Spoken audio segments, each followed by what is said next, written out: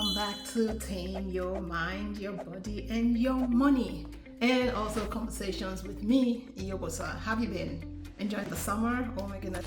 Today we're going to talk about willpower, like having the willpower to change, right?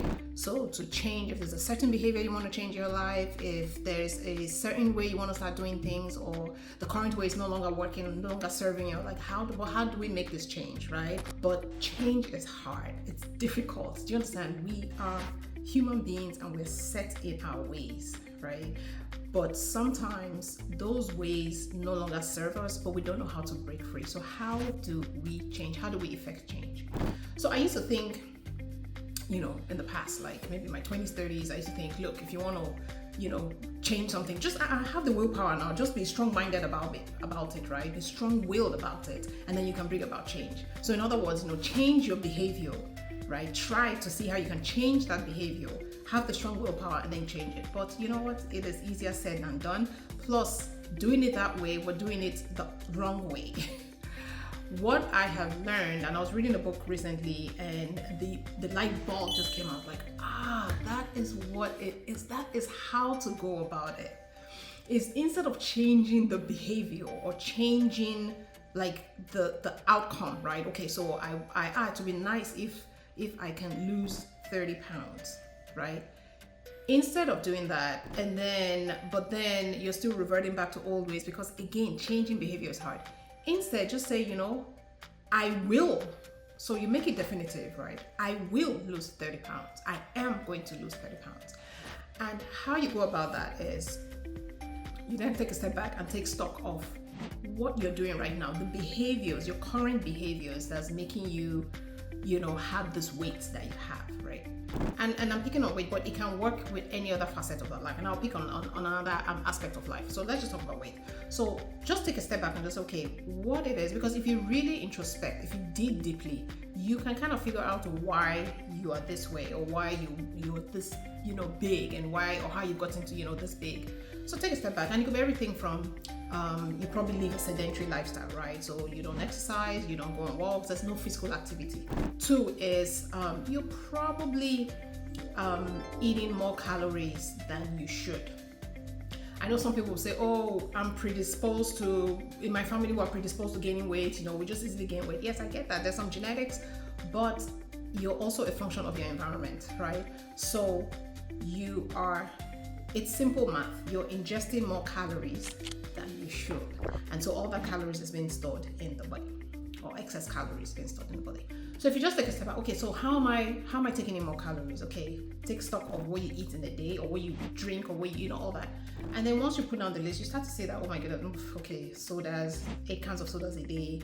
You eat, 4 or 5 big meals a day. You're constantly snacking on junk food. It's not even healthy. If you're ever snacking on 2 apples, 3 apples, 1 pears, no one will even chastise you. If anything, it'll make you move your bowel, very nicely. But that's not what you snack on. You want to snack on the junk, the chips, the fries, just everything that's high in sugar, salt, and fats, right? And you do this consistently every day, day in, day out.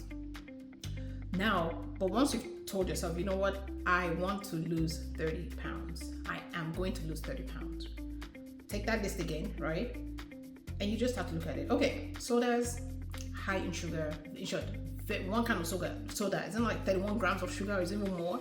And you're drinking 8 a day. That is a lot. How about you just say, okay, you know what? Okay, it'll be difficult for me to just kill 8 cans of soda from my diet, but start to reduce it. So maybe you say, okay, next week I'm just going to drink 4 a day. And then next month you take progress, and the next month I'm going to reduce it to 2 a day. And then eventually you're just down to water. You've kicked that soda habit to the curb. More importantly, so let's just focus on the sodas, right? You're trying to eliminate sodas from your diet. An important way to eliminate it from your diet is not to have it around. So you're changing the environment, right? So when you go grocery shopping, instead of picking up that pack of soda or 2 packs, how about you don't pick it up? Don't buy it, right?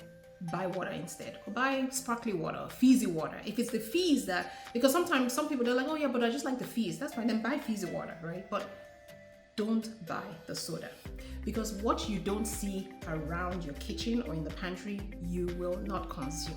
At least not at home. Now you can go out maybe to a restaurant or birthday party and all that and have the kind of soda, that's fine. But at home in your house, which is where you spend the majority of your time, especially if you're working from home, so you're spending the majority of your time at home, don't even have the pack of sodas around. Don't even buy it. And you will start to notice that because you have changed that element of your environment that is not having that kind of soda around, you will not drink it. You will not drink it. And it works. It works. Even before I even read this book, like what I started to do is I started to notice that, because I like to snack. My snacking is like, I like to snack. But these days I'm like, okay, I'm just going to just replace, maybe like the chips and all of that for healthy snacks. Now I've got young children, so of course there's going to be, chips in the pantry, Pringles, or just things like that, right? So what I try to do is I try to organize my pantry in such a way that when I walk in, right, the direction, as soon as I open the door, the direction that I walk in, it's my own healthy snacks. That's what I see first. And because that's what I see first, my healthy snacks, my healthy breakfast and all of that, and because that's what I see first, that is what I will go for, right? And exit the pantry and go about my business. I almost do not even have to look the other way, which is where my children's snacks are and their, yummy goodies and all of that. That's how I'm helping myself. Because I can't say, because I don't want to be eating the Pringles anymore, I won't buy any. No, I've got young ones. It's just, I'm not going to deprive them of Pringles. They're still young. They can burn all the calories and their metabolism is like sky high, and that's fine, they're kids. So I'm not going to deprive them because I'm trying to help myself. No, but instead, there's a way I can help myself in changing the environment. I just say, okay, this section of the pantry, that's for me, right? My healthy, everything is here. I walk in, I just face this side, take what I want to go take and then go away. Now they can face this side and take whatever it is. And it works. It works. So there's ways around it. If you have young children or if you have teenagers or whatever, and you shouldn't really be eating what they eat because they can burn, they have high metabolism, they probably do sports and all of that. Just, segregate your pantry. Organize in such a way that it will serve you, right? Just have a section for yourself where you just walk in, get your own, and then the rest of it, and you will see that out of mind, out of sight. Oh no, out of sight, out of mind. Seriously, what you don't see, you don't have the urge to reach for, okay? And it happens in every aspect of our lives. If you're seeing that you are always on the phone, social media, oh my goodness, before you know it, you're like, let me just take a peek, or you hear ping, notification, blah, blah, blah. And before you know it, you pick up your phone and you spend like an hour on the phone, just scrolling mindlessly, and that thing used to annoy me, I'm like, I just wasted a whole hour on nonsense. So you know what I do now?